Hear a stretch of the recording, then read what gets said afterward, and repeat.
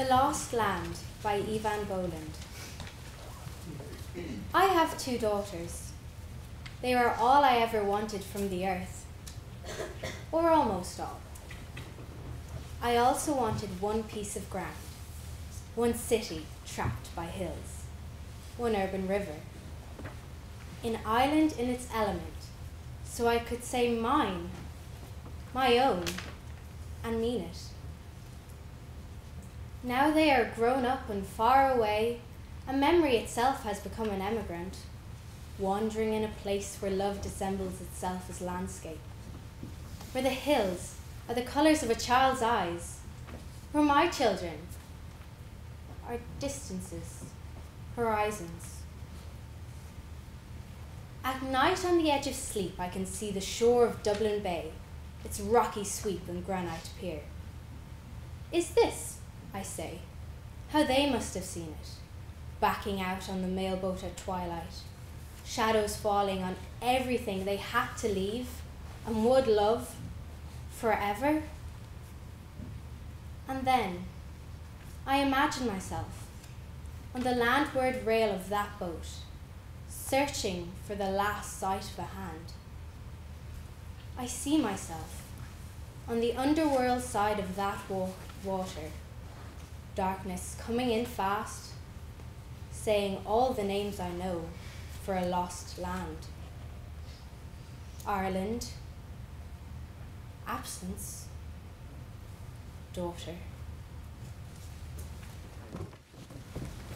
Follower by Seamus Heaney. My father worked with a horse plough. His shoulders globed like a full sail strung between the shafts and the fur. The horses strained at his clicking tongue. An expert, he would set the wing, fit the bright steel pointed sock. The sod rolled over without breaking, at the headrig with a single pluck of reins. The sweating team turned round and back into the land.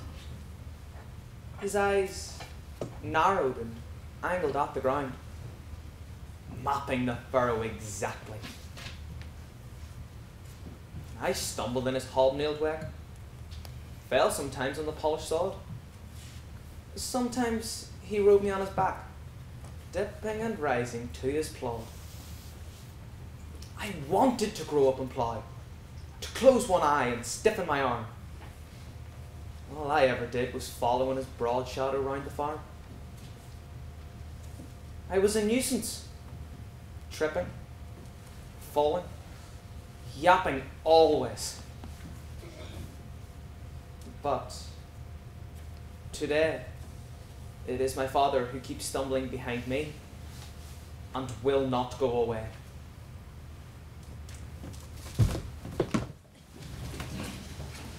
The Wild Swans at Cool by William Butler Yeats. The trees are in their autumn beauty, the woodland paths are dry. Under the October twilight, the water mirrors a still sky. Upon the brimming water, among the stones, are 9 and 50 swans.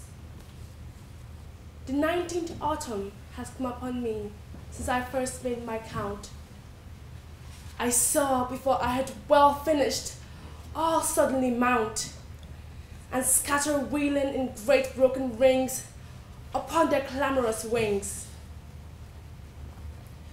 I look upon those brilliant creatures, and now my heart is sore. All's changed since I, hearing at twilight, the first time on this shore, the bell beat of their wings above my head, trod with lighter tread. Unwearied still, lover by lover, they paddle in the cold, companionable streams, or climb the air. Their hearts have not grown old.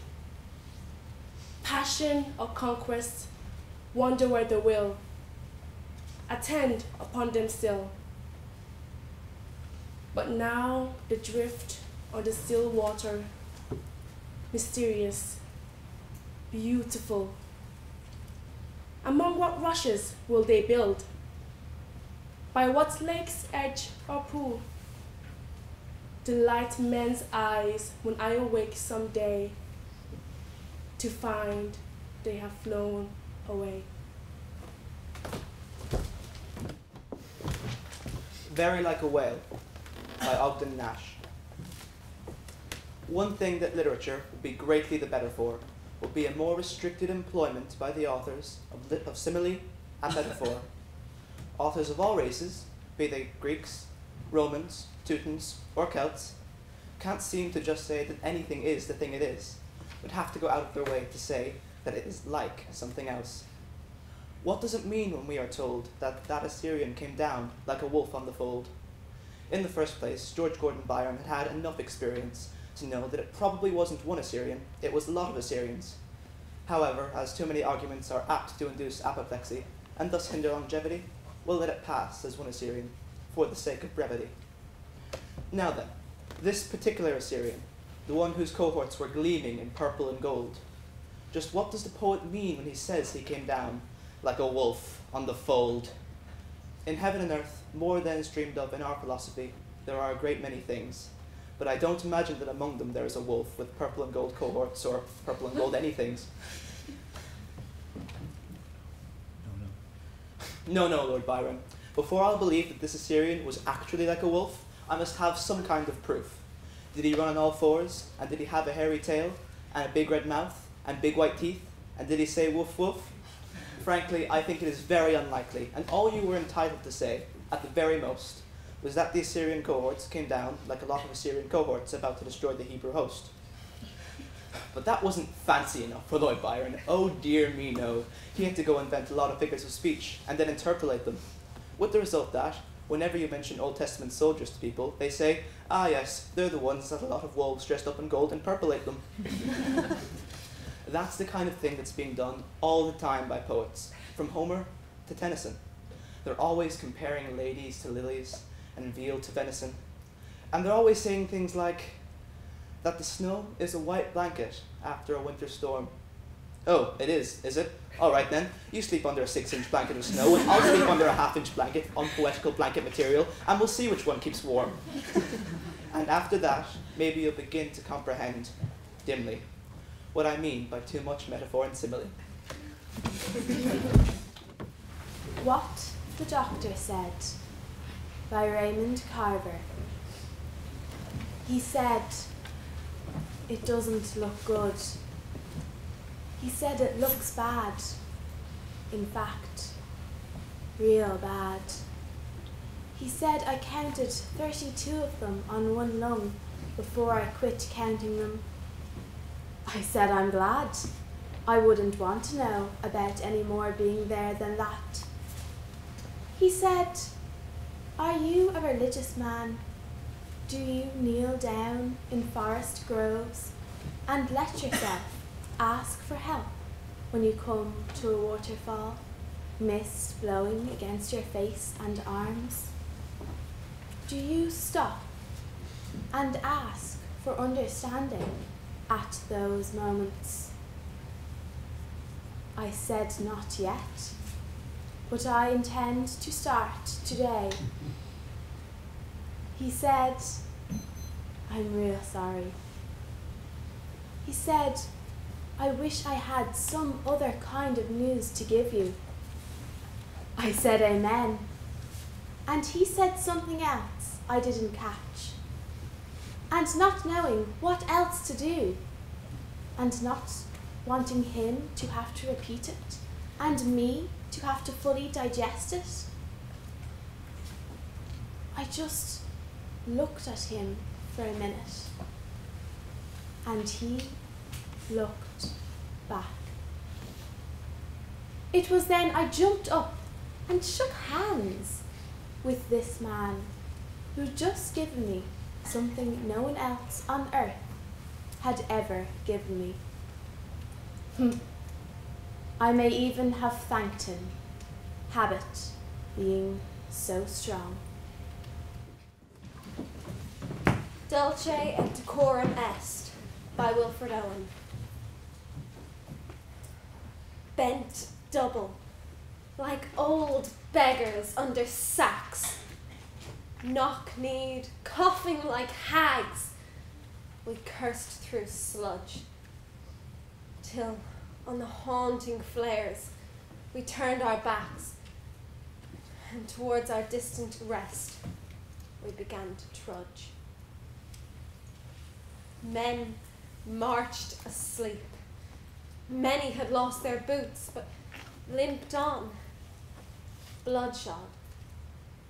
All went lame, all blind, drunk with fatigue, deaf even to the hoots of the tired out, stripped 5-9s that dropped behind. Gas! Gas! Quick, boys!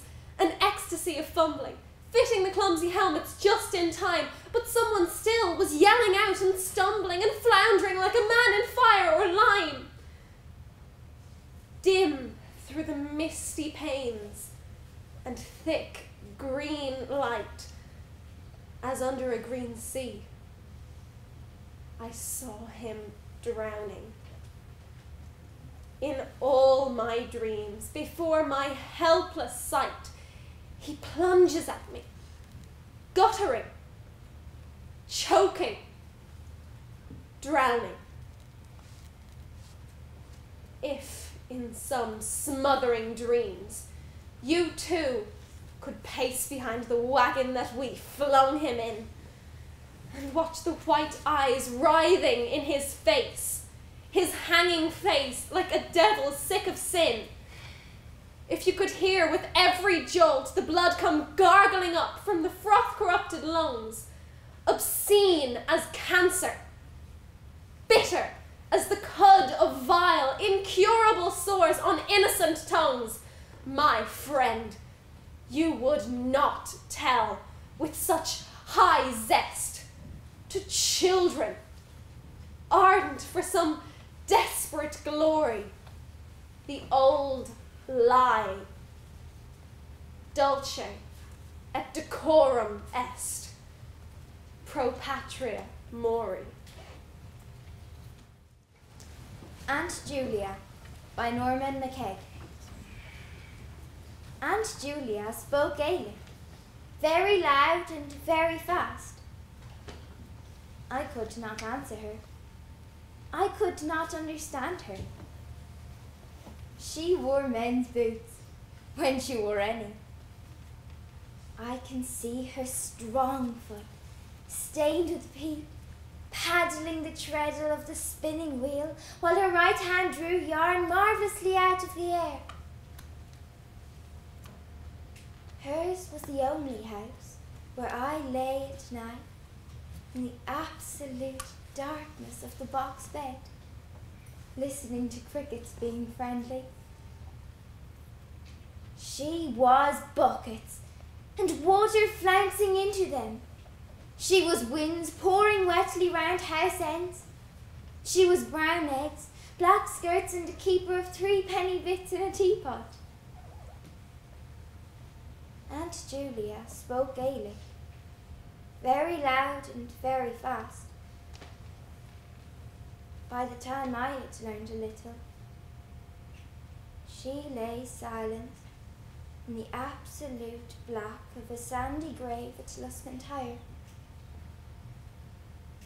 But I hear her still, welcoming me with seagulls' voices across 100 yards of peachscapes and lazy beds, and getting angry with so many questions unanswered. Looking at them asleep, by Sharon Owens. When I come home late at night and go in to kiss the children, I see my girl with her arm curled around her head, her face deep in unconsciousness, so deeply centered she is in her dark self. Her mouth slightly puffed like one sated, but slightly pouted like one who hasn't had enough. Her eyes so closed, You'd think they've rolled the iris around to face the back of her head. The eyeball marble naked under that thick, satisfied, desiring lid. She lies on her back in abandon and sealed completion. And the sun in his room. Oh, the sun, he is sideways in his bed. One knee up as if he is climbing sharp stairs up into the night. And under his thin, quivering eyelids, you know that his eyes are wide open and staring and glazed. The blue in them, so anxious and crystally in all this darkness. His mouth is open. He's breathing hard from the climb and panting a bit. His brow is crumpled and pale. His long fingers curved. His hand is open, and in the center of each hand the dry, dirty, boyish palm resting like a cookie. I look at him in his quest. The thin muscles of his arms passionate and tense. I look at her with her face like the face of a snake who has swallowed a deer. Content. Content. And I know if I wake her, she'll smile and turn her face toward me, though half asleep, and open her eyes. And I know if I wake him, he'll jerk and say, "Don't," and sit up and stare about him in blue unrecognition. Oh, my Lord, how I know these two. When love comes to me and says, "What do you know?" I say, this girl, this boy. Swami Aloud by Suhata Bhatt. In Carlsbad, during the monsoons, there are so many shades of green. Your mind forgets other colors. At that time, I'm 17 and have just started to wear sari every day. Swami Aloud is 89 and almost blind. His thick glasses don't seem to work. They only magnify his cloudy eyes. Mornings he summons me from the kitchen, and I read to him until lunchtime. One day he tells me, "You can read your poems now." I read a few. He is silent, thinking he's asleep. I stop. But he says, "Continue." I begin a long one, in which the Himalayas rise as a metaphor. Suddenly, I'm ashamed to have used the Himalayas like this. Ashamed to speak of my imaginary mountains to a man who walked through the ice and snow of Gangotri, barefoot. A man who lived near Kanchenjunga and Everest, clad only in summer cotton. I pause to apologize, but he says, "Just continue." Later, climbing through the slippery green hills of Carlsbad, Swami Nag does not need to lean on my shoulder or his umbrella. I prod him for suggestions, ways to improve my poems. He is silent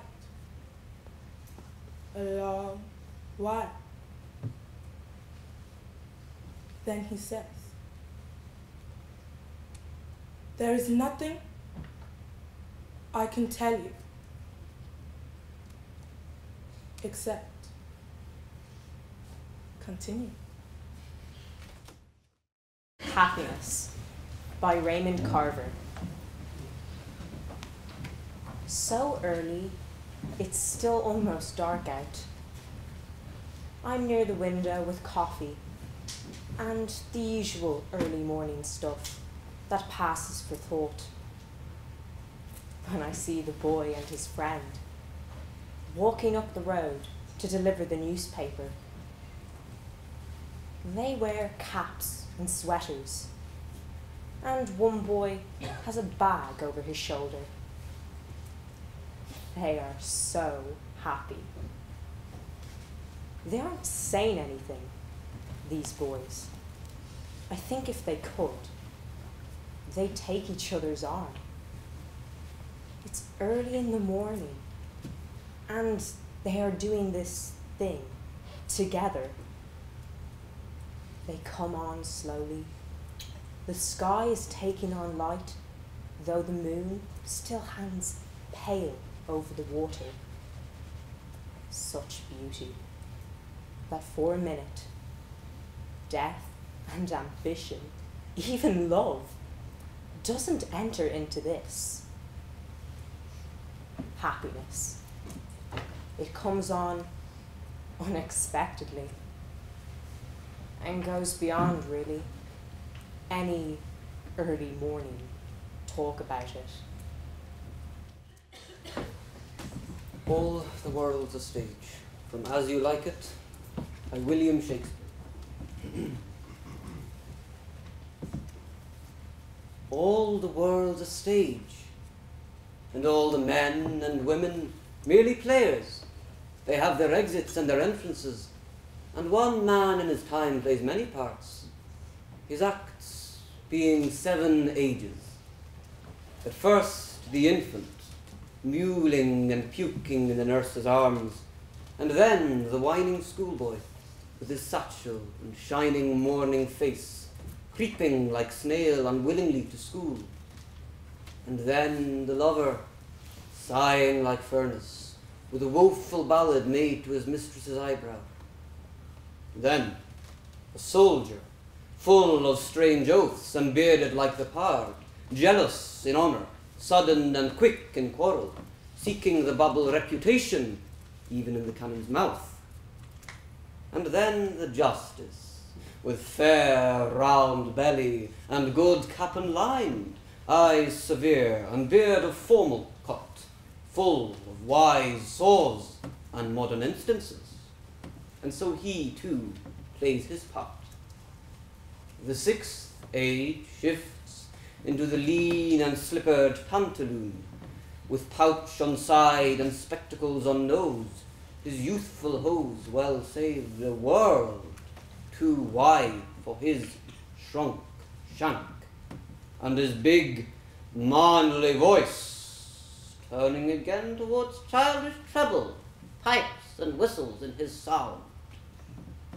The last scene of all that ends this strange, eventful history is second childishness and mere oblivion, sans teeth, sans eyes, sans taste, sans everything.